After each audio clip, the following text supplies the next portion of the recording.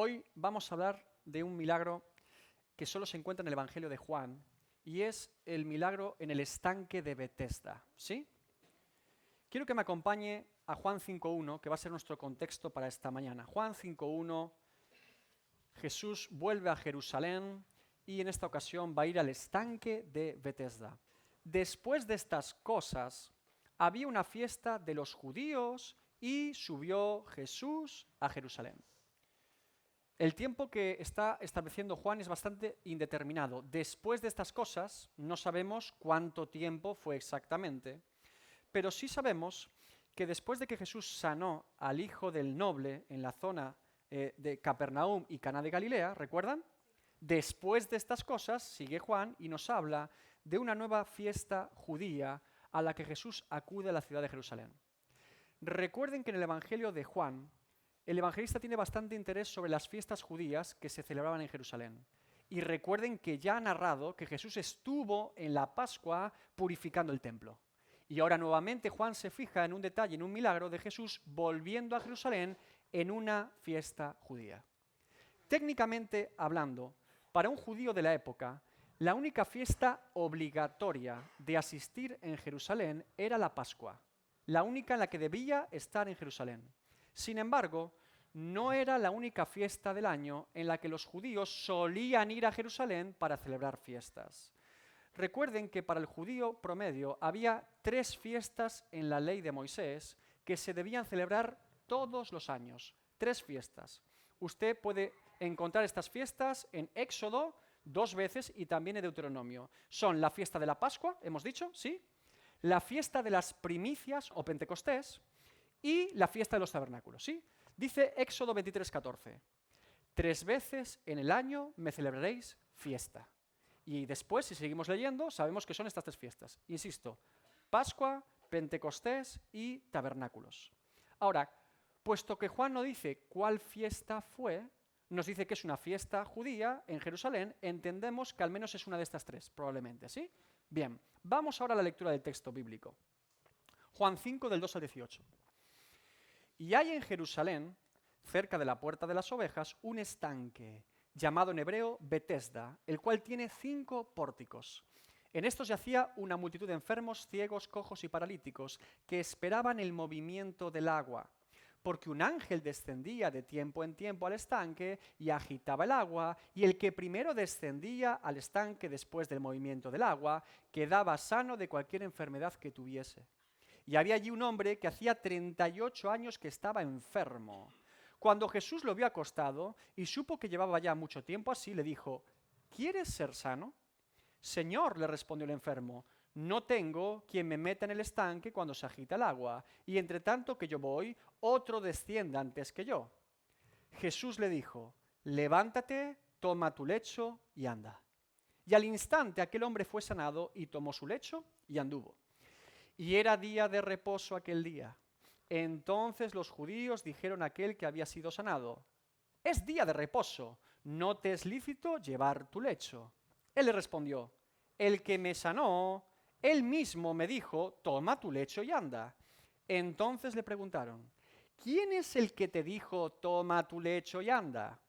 Y el que había sido sanado no sabía quién fuese, porque Jesús se había apartado de la gente que estaba en aquel lugar. Después le halló Jesús en el templo y le dijo, mira, has sido sanado, no peques más para que no te venga alguna cosa peor. Y el hombre se fue y dio aviso a los judíos que Jesús era el que le había sanado. Y por esta causa los judíos perseguían a Jesús y procuraban matarle, porque hacía estas cosas en el día de reposo. Y Jesús les respondió, mi Padre hasta ahora trabaja y yo trabajo. Por esto los judíos aún más procuraban matarle, porque no solo quebrantaba el día de reposo, sino que también decía que Dios era su propio Padre, haciéndose igual a Dios. Tenemos un texto bastante completo, ¿verdad?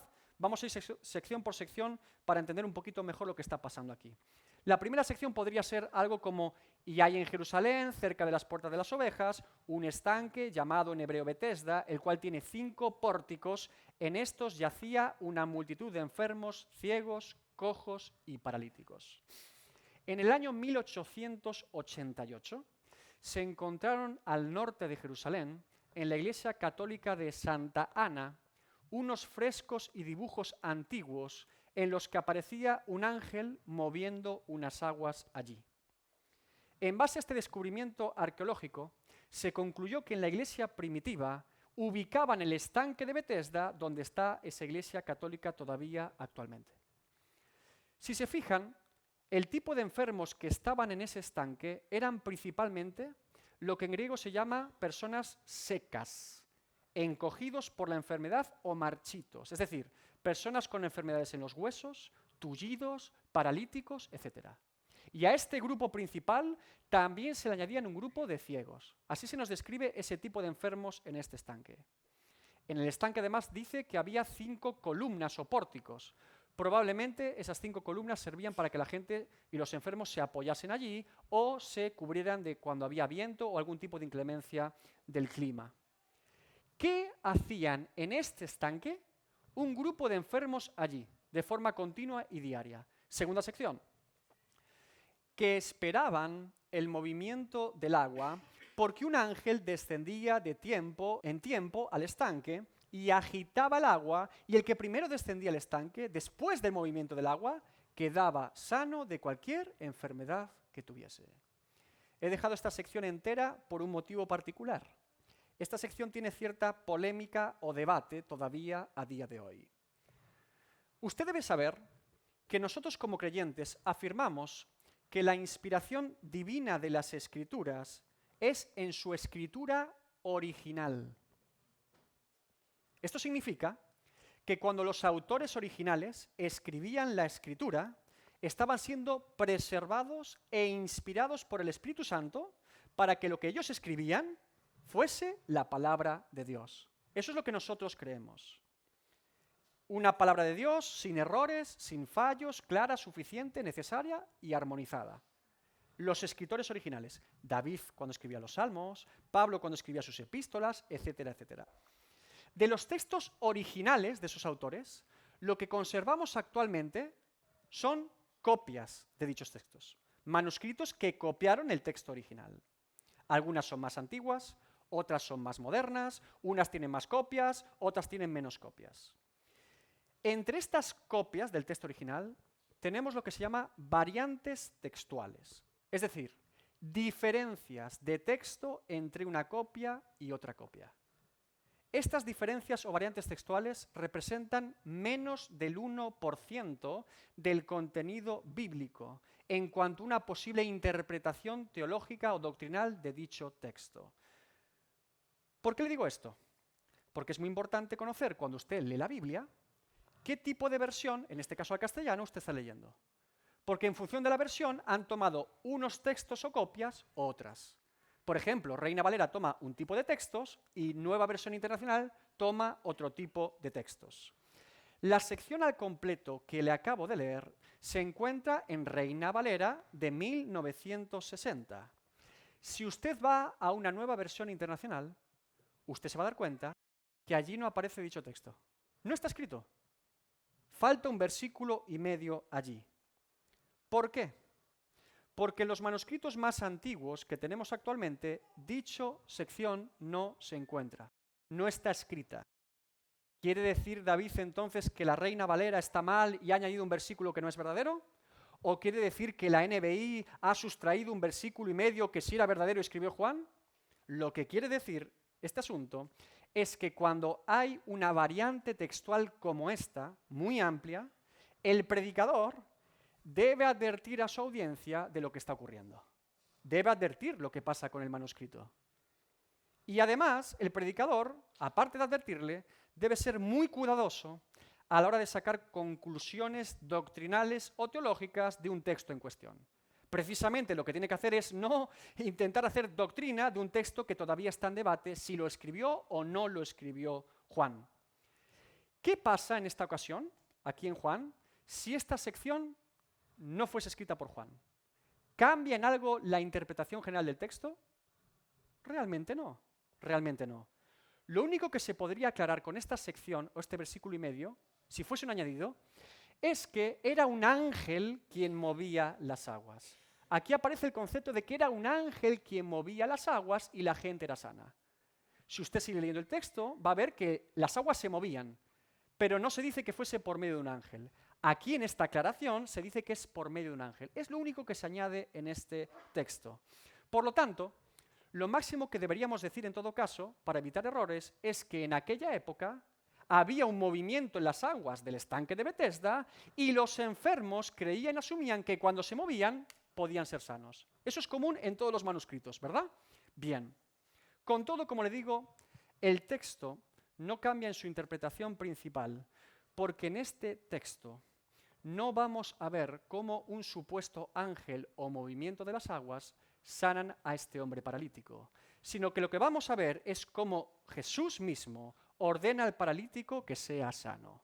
Y Juan se está centrando en ese evento, no en el estanque ni en cómo se movía el agua, sino en Cristo sanando por su poder a un paralítico desde hacía 38 años.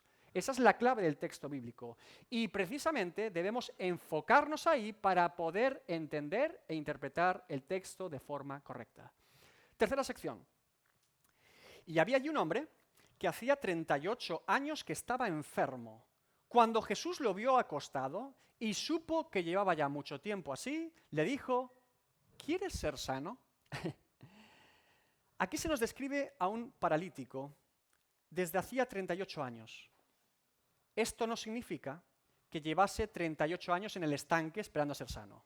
Significa que estaba enfermo desde hacía 38 años con esa dolencia. No sabemos cuánto tiempo estuvo en el estanque o no, pero sí sabemos que llevaba 38 años en esa situación física. Esto podría plantearnos la idea de que probablemente antes de esos 38 años, este hombre no era paralítico, es decir, no nació con esa condición, sino que adquirió esa condición por algún motivo particular. Quizás un accidente puntual, quizás un problema congénito que derivó en una parálisis, en cualquier caso llevaba 38 años en ese estado. Juan indica que Jesús vio al paralítico y se entera de alguna forma de cuánto tiempo llevaba en esa situación. Pero Juan no nos dice cómo Jesús adquirió esa información. Dice que se enteró, pero no nos dice cómo. Por lo tanto, hay 4 opciones posibles. La primera es que alguien de allí le señalase al paralítico y dijese, mira, ese lleva 38 años. La segunda sería que el propio enfermo le dijese a Jesús, llevo así desde hace 38 años. La tercera sería que Dios el Padre le revela a Cristo cuál es la situación de esa persona. Y la cuarta sería que la propia naturaleza divina de Jesús, como ser omnisciente, supiese la condición de este hombre. Una de las 4 es posible en el caso de Jesús, ¿verdad? Con todo, desde luego lo más interesante en esta sección es que Jesús, sabiendo el estado de enfermedad de este hombre y el tiempo en el que llevaba enfermo, lo mira y le dice, ¿quieres ser sano? ¿Qué clase de pregunta es esta? ¿Sería posible que alguien enfermo no quiera ser sano? ¿Sería posible que este hombre, después de 38 años en ese estado, no quisiera ser sano? ¿O pudiera ser que este hombre, después de 38 años enfermo, ya hubiese perdido todo tipo de esperanza de ser sano? Descarto la última opción, porque este hombre paralítico está en el estanque de Betesda. Él tiene cierta expectativa de poder ser sano. Así que no es una cuestión de que él no desee ser sano. Entonces, ¿por qué Jesús le pregunta a este hombre que quiere ser sano si quiere ser sano? Desde mi punto de vista, creo que Jesús lleva a este paralítico al primer paso, donde debe comenzar siempre la verdadera fe en Dios. El primer paso. Noten que en muchos milagros de Jesús, es Jesús mismo quien propicia las conversaciones con el enfermo. Los va guiando, los va alentando, los va dirigiendo, los va incitando y los va despertando a la fe, a muchos de ellos. El primer paso, donde comienza la fe, es reconocer nuestra imposibilidad de hacer nada por nosotros mismos. Ese es el primer paso de la fe verdadera. Ahí es donde comienza la fe. Muchas veces entendemos mal el Evangelio. Hay gente que dice, todo lo puedo en Cristo que me fortalece. Filipenses 4:13, ¿verdad?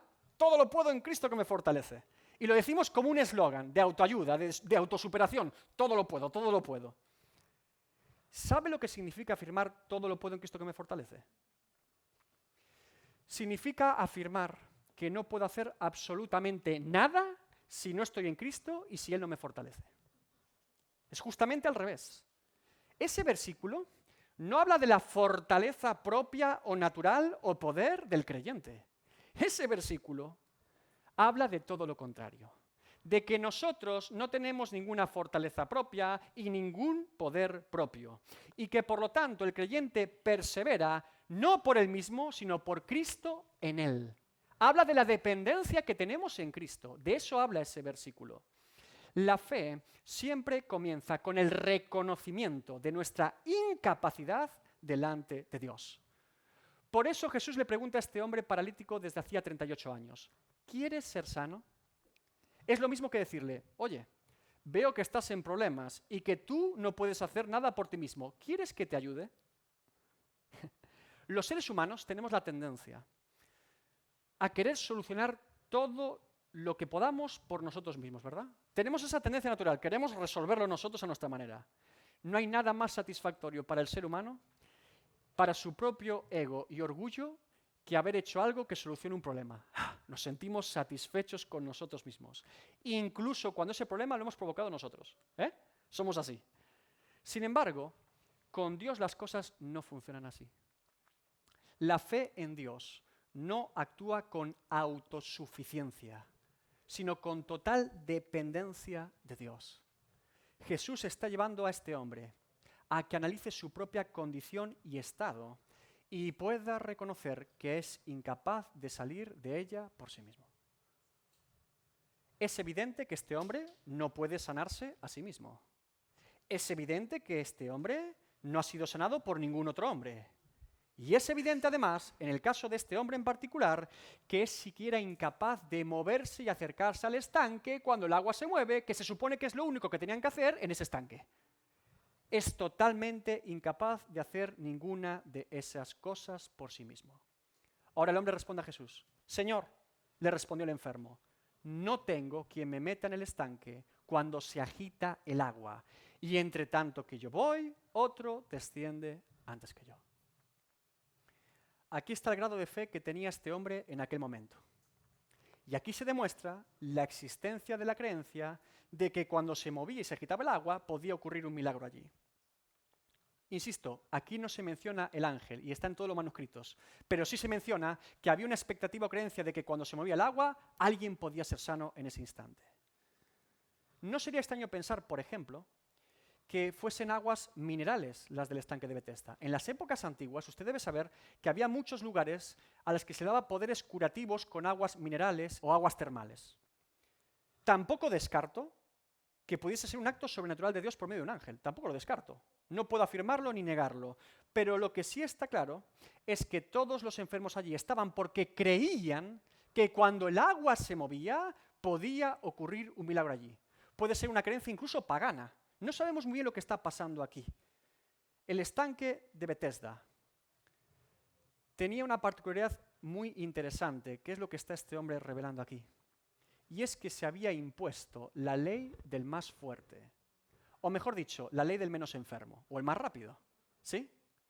Supongo que los ciegos, cuando escuchaban el agua moverse porque no la veían, comenzaban a ir hacia el estanque. Y supongo que los cojos, que sí veían el agua moverse, intentaban interceptar a los ciegos para llegar ellos antes. Allí ocurría una carrera del que llegue antes se sana, y el resto que se fastidien. Era esa mentalidad la que había. Fíjense, no había ninguna organización interna en el estanque. No se respetaba al enfermo con más tiempo de enfermedad. Tampoco se respetaba al enfermo que llevase más tiempo esperando a ser sano en ese lugar. No había ningún tipo de respeto por nada. Era el que primero llegaba, primero se sanaba. ¿Podría ocurrir, por ejemplo, que un cojo llevase allí yendo todos los días durante 3 años y que no fuese sano, y sin embargo llegase un enfermo hoy por primera vez, alcanzase el agua y fuese sano el primer día? Podría ocurrir, tal y como estaba organizado semejante estanque. Esta situación es precisamente la que está explicando este hombre a Jesús. Él, debido a su condición de parálisis, tenía muy pocas opciones de llegar a tiempo al agua porque siempre antes llegaba uno que tenía más movilidad que él.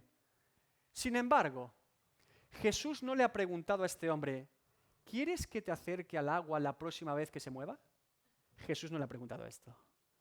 Si se dan cuenta, Jesús ignora y omite totalmente cualquier tipo de atribución divina al estanque. Ni siquiera lo menciona. Por eso, la pregunta directamente de Jesús a este hombre es si quiere ser sano. Y cuando este hombre dice, es que nadie me puede acercar a tiempo al agua, Jesús le dijo, quinta sección, levántate, toma tu lecho y anda. Y al instante aquel hombre fue sanado y tomó su lecho y anduvo. Fíjate tú, en aquel momento no se había movido absolutamente nada en el agua, ¿verdad? Pero este hombre está sano igual. ¿Se dan cuenta? No había pasado lo que se supone que debía pasar, pero este hombre está sano al instante. Dice al instante. Noten los detalles del Evangelio que son muy importantes. La sanidad de Jesús no fue progresiva. Este hombre no sintió poco a poco que podía moverse y con ardua rehabilitación en el médico finalmente pudo tener movilidad y articulación normal. No. No fue una sanidad progresiva o de rehabilitación. Fue una sanidad al instante. En un momento. El milagro es extraordinario de parte de Jesús. Mire, incluso aunque un hombre como este fuese sanado de su parálisis, después de 38 años sin moverse, no solamente los huesos están totalmente debilitados, todos los músculos, el propio sistema psicomotriz, el aprendizaje de andar, no lo tiene incorporado después de 38 años. Era incapaz de andar por sí mismo, aunque ya no tuviese parálisis humanamente hablando. Jesús no solamente ha curado la parálisis de este hombre, sino que le ha otorgado una fuerza y vigor sobrenatural que le permiten ponerse en pie, tomar su lecho y pensar a andar. Todo eso es lo que acaba de pasar en un solo instante. Es una sanidad total, integral e instantánea del cuerpo físico de este hombre. Un poder absoluto y sobrenatural. Acaban de alcanzar a un paralítico desde hacía 38 años. Este hombre decía no poder levantarse, ¿verdad? Sin embargo, Jesús le dice, levántate. Ahí puede ver usted cómo opera la fe. Escúcheme atentamente. Ya sé que muchas veces no puedes levantarte por ti mismo. Ya sé, y Dios ya sabe, que muchas veces no somos capaces de levantarnos por nosotros mismos. Pero si Dios te dice, levántate, ten por seguro que te vas a levantar. Eso sí te lo puedo decir. Cada hijo de Dios en este mundo somos el testimonio vivo de un paralítico espiritual al que un día Jesús le dijo, levántate. Y al instante nos levantamos. ¿Quieres ver hoy a un paralítico andando por el poder de Cristo? Aquí tienes uno. Aquí tienes un buen ejemplo. Muerto y paralizado en sus delitos y pecados. Muerto y paralizado por su orgullo, su codicia, su vanidad. Inhabilitado, incapacitado, paralítico espiritual, seco hasta los huesos. Pero un día Cristo me dijo, levántate. ¿Y sabes qué? No me quedó más remedio que obedecer y levantarme. ¿Qué paralítico no querría hacerlo? Lo hice porque Él me dijo que lo hiciese. Y porque Él me dijo que lo hiciese, yo quise hacerlo. Porque Él pone en mí tanto el querer como el hacer por su buena voluntad. Exactamente igual con este paralítico. Lo que era imposible para Él, para Cristo era posible. Si se fijan, la narrativa de Juan nos indica con precisión que Jesús le da 3 órdenes específicas a este hombre en una secuencia consecutiva de hechos. Jesús le dice, primero, levántate. Segundo, toma tu lecho. Y tercero, anda. Y en esa misma secuencia de órdenes, este hombre obedece. Primero se levanta, después toma su lecho y después comienza a andar. Literalmente. Quizás alguien se pregunte, ¿podría haber ocurrido el milagro si este hombre no respetase el orden que Jesús le ha establecido? Yo respondo una pregunta o a esa pregunta con otra pregunta. ¿Querría alguien no obedecer la orden que Jesús le ha dado para comprobarlo? Porque así somos con Dios muchas veces. Dios dice, haz esto y después haz lo otro. ¿Por qué no querríamos hacer las cosas en el orden que Dios ordena? ¿Acaso nosotros creemos que hay un orden mejor que el de Dios? ¿Acaso creemos que nuestro orden es más ordenado que el orden de Dios? Bueno, le garantizo que este paralítico después de 38 años no está dispuesto para comprobarlo. Va a hacer tal cual lo que Jesús le ha dicho. No quiere frivolizar con este asunto. Recuerden que en este milagro todavía Jesús no le ha dicho a este hombre que es Jesús. Es un extraño para este hombre, es un forastero. Después se va a enterar quién es Jesús, pero todavía no sabe quién es Jesús. Mire, cuando leo este tipo de milagros de Jesús, a veces me pongo a pensar cómo sería la mirada de Cristo a una persona. Es evidente por el relato de los evangelios que Jesús se podía presentar delante de cualquiera y cambiar de golpe toda su vida. Este hombre, paralítico, no conoce a Jesús, pero al ver y oír lo que Jesús hace y dice, siente un impulso, una necesidad de obedecer las órdenes de Jesús. Evidentemente, el soberano acaba de llegar al lugar y una orden del soberano debe ser obedecida. Y esta criatura de Dios, este paralítico, obedece de forma precisa y ordenada lo que Jesús le ha dicho, tal cual. Sin embargo, el milagro no termina aquí. Sabemos cómo ha sido el milagro, pero no sabemos todavía cuál es el propósito de Jesús con este milagro. Por eso el texto sigue. Piense por un instante. Dice el texto bíblico que había allí muchos enfermos, ¿verdad? El estanque estaba lleno. ¿No se ha preguntado usted por qué de todos los enfermos solo Jesús sana a uno? Porque a los demás lo deja enfermos. Solo sana a este hombre en particular. Tenemos que seguir leyendo para entenderlo. Sexta sección. Y era día de reposo aquel día. Entonces los judíos dijeron a aquel que había sido sanado: es día de reposo, no te es lícito llevar tu lecho o tu camilla. Una vez más Jesús decide hacer un milagro en día de reposo. Como les dije en alguna ocasión, no hay ninguna ley en el Antiguo Testamento que prohibiese sanar a alguien. Tampoco había ninguna tradición rabínica de la época que prohibiese expresamente que alguien sanase a otra persona. Sin embargo, a los judíos religiosos sabemos que les incomodaba las sanidades de Jesús en día de reposo. ¿Por qué? Porque eso demostraba que Dios estaba con Jesús y que ellos no entendían ni interpretaban correctamente el día de reposo. Ahora, estos religiosos judíos ven a un hombre llevando su camilla por la calle. Ellos ven a una persona normal y corriente. No saben que estaba paralítico, ven a una persona cargando algo. Y en cuanto ven a una persona en día de reposo cargando algo, dicen, está incumpliendo el día de reposo. Y acuden a la ley. Mire, Jeremías 17, 21 al 22 dice: así ha dicho Jehová, guardaos por vuestra vida de llevar carga en el día de reposo y de meterla por las puertas de Jerusalén. Están pasando las dos cosas exactamente, ¿verdad? Ni saquéis carga de vuestras casas en el día de reposo, ni hagáis trabajo alguno, sino santificad el día de reposo como mandé a vuestros padres. Estos religiosos ven a una persona llevando una carga en el día de reposo. Y no les importa qué tipo de carga lleva. No les importa por qué es una camilla, ni de quién es la camilla. Ellos ven una carga, una persona llevándola y dicen: incumplimiento de la ley, incumplimiento de la ley, la policía de la ley, ¿verdad? Séptima sección. El hombre responde: el que me sanó, él mismo me dijo, toma tu lecho y anda. Aquí es donde por primera vez los religiosos se dan cuenta que la camilla que está llevando este hombre era la suya propia, que había sido sanado por Dios, que esa camilla que él llevaba era la suya propia.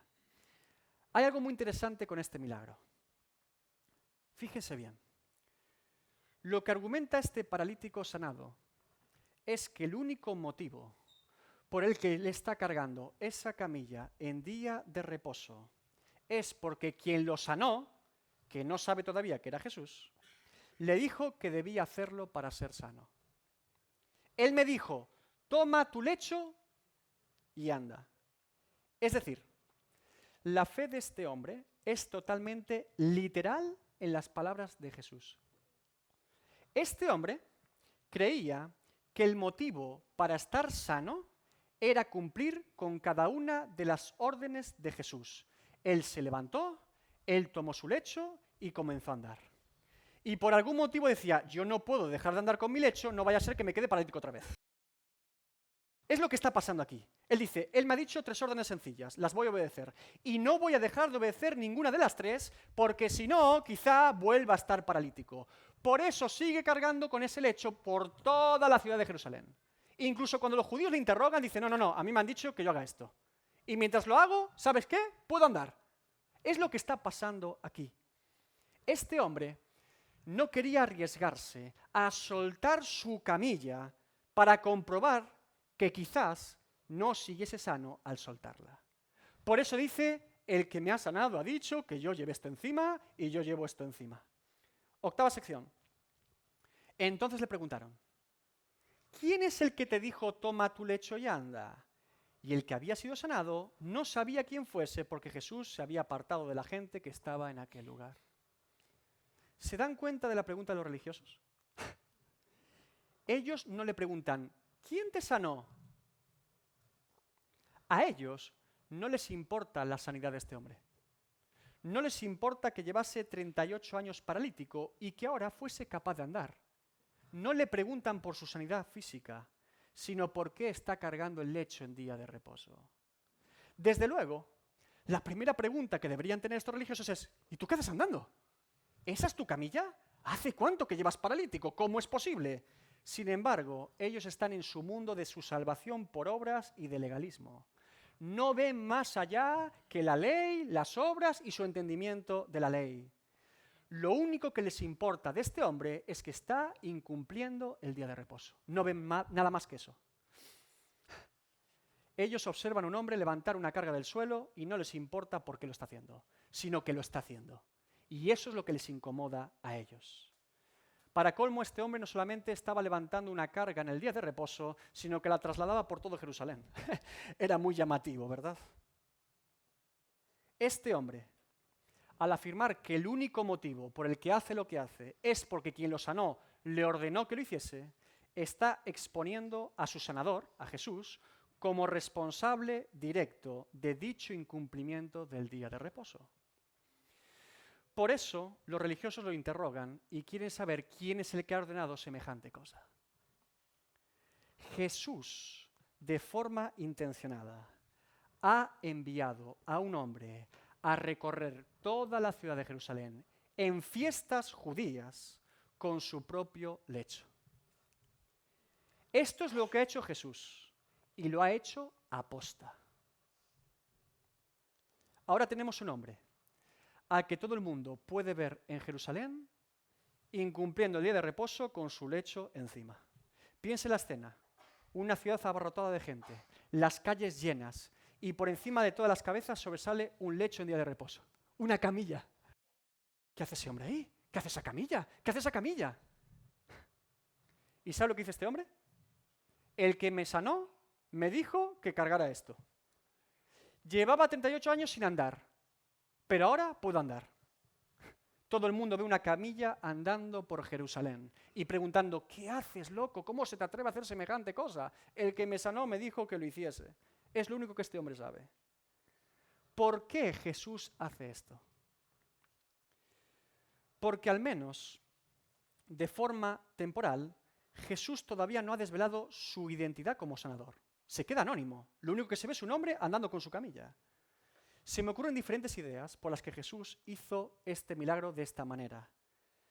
Pero principalmente diría que era para demostrar la incredulidad de los judíos religiosos de Jerusalén. ¿No sería simplemente posible gozarse con este hombre de que estuviese sano después de 38 años? ¿De alegrarse con él? ¿No sería posible que este hombre cargando su lecho en día de reposo de forma pública, habiendo sido sanado por Dios, fuese una advertencia de que los judíos estaban entendiendo mal el día de reposo? Después, novena sección, le halló Jesús en el templo y dijo: mira, has sido sanado, no peques más para que no te venga alguna cosa peor. Noten que es Jesús quien identifica y se acerca al hombre sano. No sabemos si esto ocurrió exactamente en el mismo día, porque dice después, pero se entiende que fue en el mismo contexto de las fiestas judías en Jerusalén en aquel momento. Parece evidente que Jesús no ha terminado todavía con este hombre sano. Cuando Jesús se acercó a él por primera vez, dijo muy pocas palabras. Una orden breve y el hombre es sano. Pero Jesús no le ha explicado ni le ha dado detalles de por qué este hombre está sano. Y ahora Jesús nuevamente se acerca a él para ampliar su conocimiento de lo ocurrido. ¿Qué significa la frase, mira, has sido sanado, no peques más, para que no te venga alguna cosa peor? Muchos comentaristas bíblicos afirman aquí que lo que Jesús le está diciendo a este hombre es, mira, hace 38 años tú hiciste un pecado que te llevó a este estado, no sigas pecando, no vaya a ser que te vuelva algo peor. ¿Sí? Es habitual esta interpretación bíblica, ¿verdad? Desde mi punto de vista, este no es el énfasis de Jesús aquí. Para entender mejor lo que Jesús está diciendo hay que ir al griego original, porque el verbo está en presente continuo. Jesús le dice, no continúes pecando, es decir, está hablando de su presente, no de su pasado. El estado del pecador es presente. Este hombre había sido sano de su enfermedad física, pero este hombre todavía no había sido sano de su enfermedad espiritual. No había tenido una reconciliación con Dios todavía. Tal es así que Jesús le dice, ten cuidado, no te venga algo peor, y no parece referirse a una enfermedad, sino al castigo eterno, al juicio de Dios. Mire, hay algo muchísimo peor para el ser humano que ser paralítico o sufrir una enfermedad física. Hay algo muchísimo peor. Y es estar por la eternidad lejos del favor de Dios en el castigo eterno. Jesús no habla con este hombre de un asunto físico, sino de un asunto espiritual. Este hombre debía entender que esta sanidad física había sido por la misericordia de Dios y que debía acudir para reconciliarse con Dios. No podía simplemente disfrutar del beneficio de su sanidad física e ignorar que lo más importante era su vida espiritual. Eso es lo que yo creo que está diciendo Jesús aquí a este hombre. 10ª sección. El hombre se fue y dio aviso a los judíos de que Jesús era el que le había sanado, y por esta causa los judíos perseguían a Jesús y procuraban matarle porque hacía estas cosas en el día de reposo. Podría parecer aquí que este hombre no entendió absolutamente nada y que va a delatar a Jesús como la persona que le dijo que incumpliese el día de reposo. No creo que esté pasando esto aquí nuevamente. Fíjense los detalles en el Evangelio. Si recuerdan, los judíos religiosos preguntaron a este hombre, ¿quién te ordenó que llevases tu lecho? Esa es la pregunta. Este hombre no les dice esto. Él no responde a esa pregunta. Lo que este hombre está respondiendo o diciendo es, ahora sé quién me ha sanado. Jesús me ha sanado. Ellos hablan del incumplimiento del día de reposo. Él está hablando de la sanidad de Jesús. ¿Se dan cuenta que son cosas diferentes? Él está diciendo, ¿vale? Yo no sabía quién me sanó, pero ahora sé quién me sanó. Jesús me sanó. Jesús me sanó. Jesús me sanó. Eso es lo que está haciendo este hombre. Ahora, sin embargo, aunque el énfasis de este hombre es que Jesús lo había sanado, los judíos religiosos siguen pensando en el incumplimiento del día de reposo. Su obsesión era tal por este asunto que deciden confabularse para matar a Jesús.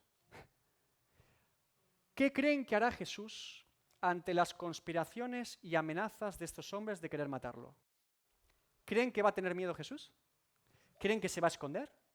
¿O pedirles disculpas? ¿O darles la razón? 11ª sección.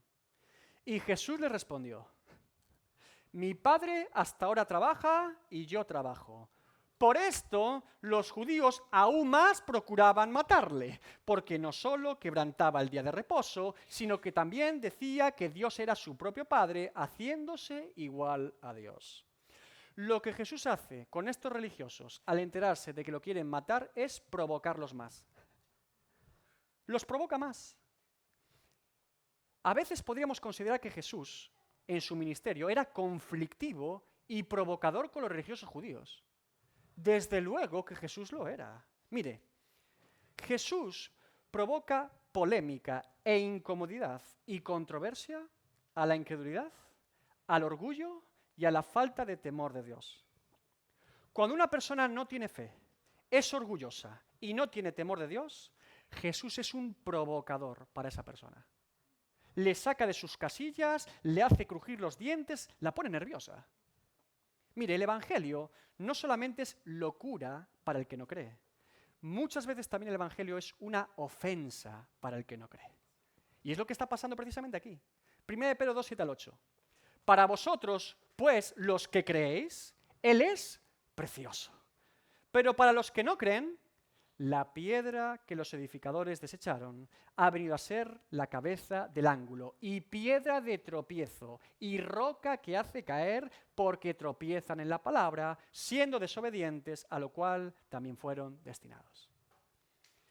Para un judío religioso de la época, que Jesús afirmase ser hijo de Dios era una blasfemia. Hay personas todavía hoy que siguen cuestionando la deidad de Jesús. Siguen dudando de que Jesús es Dios. Y uno de los argumentos que utilizan habitualmente estas personas es que no hay ningún texto en el Evangelio donde Jesús diga, yo soy Dios, ¿verdad? No tenemos expresamente a Jesús diciendo, yo soy Dios. El problema de estas personas es que como niegan al Dios Trino, esto les impide entender el significado de las palabras de Jesús. Fíjese bien. Jesús nunca afirmó, yo soy Dios, para no confundir la persona del Hijo con la persona del Padre. Porque así como Jesús es Dios, Jesús no es el Padre. Por eso, cuando Jesús afirmaba que era el Hijo de Dios, no negaba su deidad, sino que la confirmaba públicamente. Y esto es evidente porque los judíos de su época entendían que autodeterminarse hijo de Dios por parte de Jesús era afirmar que no solamente tenía naturaleza humana, sino naturaleza divina, y se hacía como Dios. Por eso, secciones como esta en el Evangelio de Juan revelan que Jesús es Dios. Porque los judíos, al escuchar decir a Jesús, soy el Hijo de Dios, entendían perfectamente que se igualaba a Dios. Cuando Jesús afirmaba que era el Hijo de Dios, era una clara y evidente afirmación de su divinidad y al mismo tiempo una evidente afirmación de que la persona del Hijo no es la persona del Padre. Es evidente que este milagro tiene un montón de cosas aquí, ¿verdad? Y Juan, que es muy teológico, sabe perfectamente lo que está pasando aquí y lo escribe. Aquí estamos hablando ya de cristología y teología, de cómo Dios es quien es y cómo el Hijo es quien es y cómo el Padre es quien es. Aplicación del texto bíblico. Son muchas las aplicaciones posibles de este texto bíblico. Yo me quiero centrar en profundizar un poco en estos religiosos judíos y cómo esta sanidad despierta lo que hay en sus corazones. Mire, muchas veces podemos llegar a la conclusión de que nuestra interpretación bíblica sobre un texto o sobre una doctrina en particular es la correcta. Decimos, esta es la correcta, ¿verdad? Creemos que nuestra idea sobre un asunto es lo que Dios ha dicho y que significa exactamente eso, ¿sí? Decimos, esto es lo que Dios dice en su palabra, lo tengo clarísimo. Mire, a la doctrina más cercana a una interpretación bíblica correcta, o a la sana doctrina, que se suele mencionar así, incluso en las Escrituras, a eso se le suele llamar ortodoxia. Orto significa recto o correcto. Doxia significa opinión, idea o doctrina. Orto correcto, doctrina doxia, ortodoxia. La doctrina correcta, la sana doctrina, la verdad de Dios, ¿sí? Bien. Mire, yo nunca me he encontrado a una persona que diga ser creyente y que crea que lo que él piensa de Dios no sea lo correcto. Todos piensan que es lo correcto, ¿verdad? Sin embargo, al mismo tiempo, yo me he encontrado con muchas personas que dicen ser creyentes, pero que lo que creen acerca de Dios no está en la Biblia. Hablan de Dios, dicen relacionarse con Dios, pero ese Dios del que hablan y con el que supuestamente se relacionan no es el Dios de las Escrituras. Aclarado este extremo, este punto extremo de confusión y de distorsión de quién es Dios, ahora quiero centrarme en el otro extremo, que es lo que está pasando en este texto. Mire, una cosa es escudriñar, aprender y querer conocer más a Dios por medio de su palabra, y otra muy diferente es creerme el dueño de la interpretación correcta y de la ortodoxia. Estos religiosos judíos habían olvidado un principio fundamental de la revelación de Dios al hombre. Al ver a este hombre sanado, en día de reposo, ellos solamente se fijan en cómo Dios lo había hecho, en lugar de pensar en por qué Dios lo había hecho. Cuando nos fijamos solamente en cómo Dios obra, le puedo garantizar que Dios nunca se acomoda a nosotros ni a nuestras expectativas o prejuicios. Dios hace lo que Él hace como Él quiere hacerlo. Nos guste a nosotros o no, lo entendamos nosotros o no. Cuando esto ocurre, algo que Dios hace y que no entendemos, en lugar de quedarnos mirando cómo Dios lo hace, deberíamos preguntarnos por qué Dios lo hace así.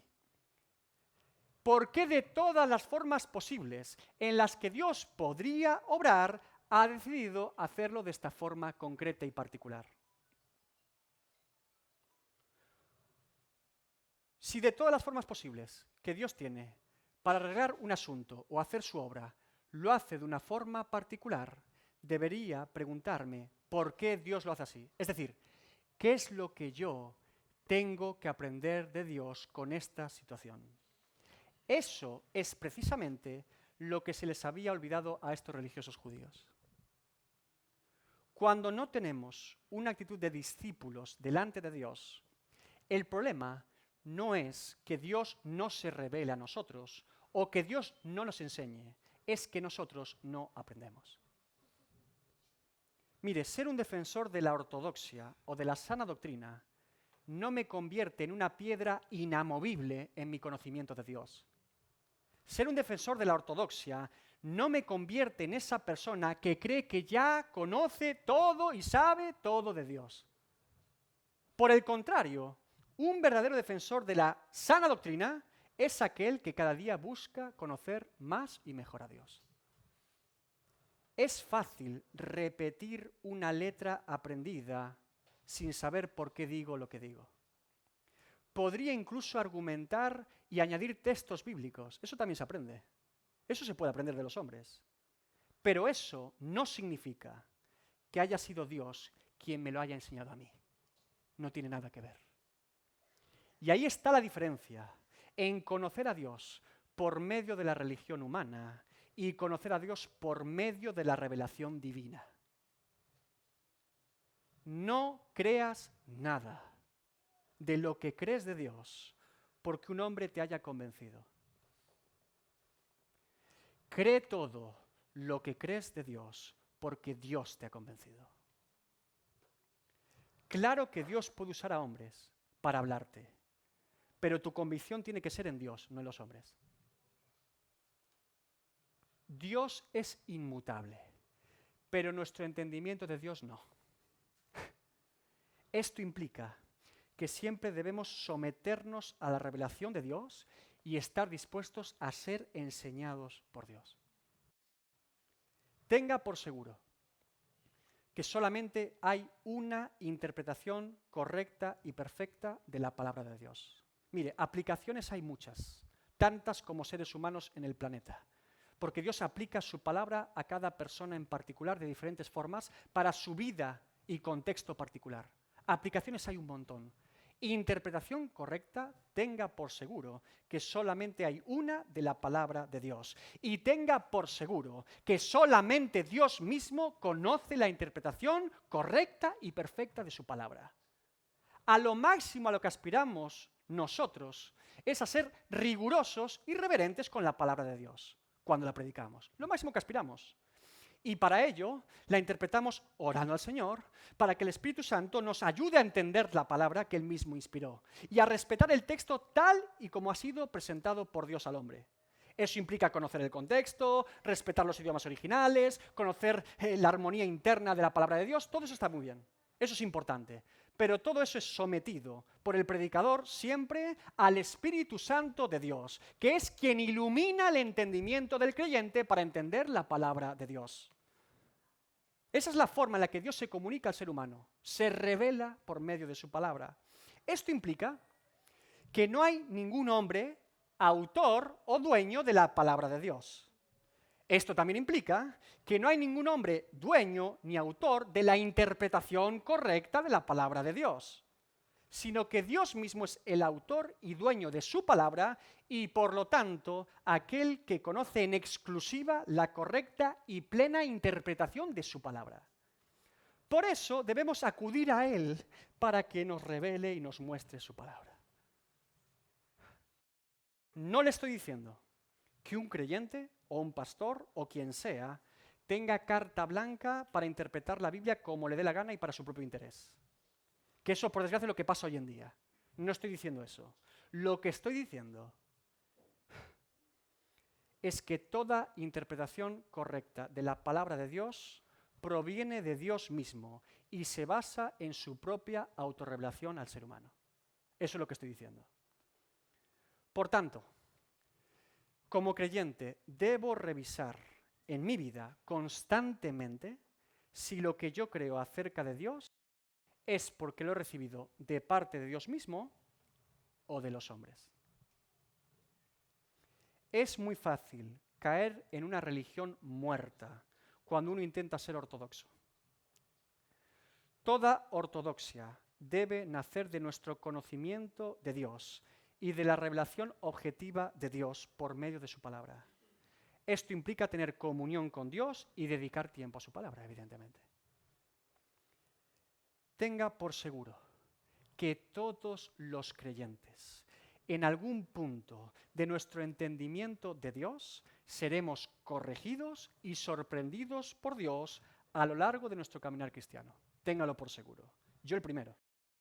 Mire, para el que ama a Dios, esto no es un problema, es una bendición. ¿Por qué?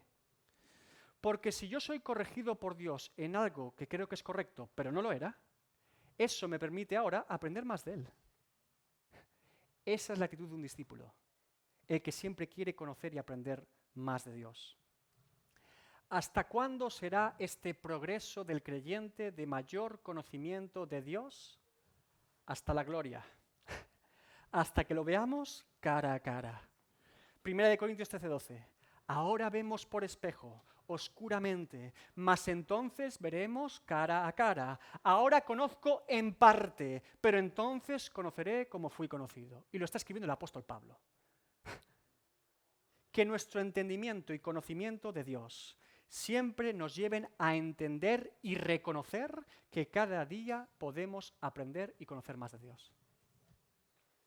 Si esa no es la conclusión de mi supuesto conocimiento que tengo de Dios, me temo que entonces ese conocimiento no provenía de Él, sino de los hombres.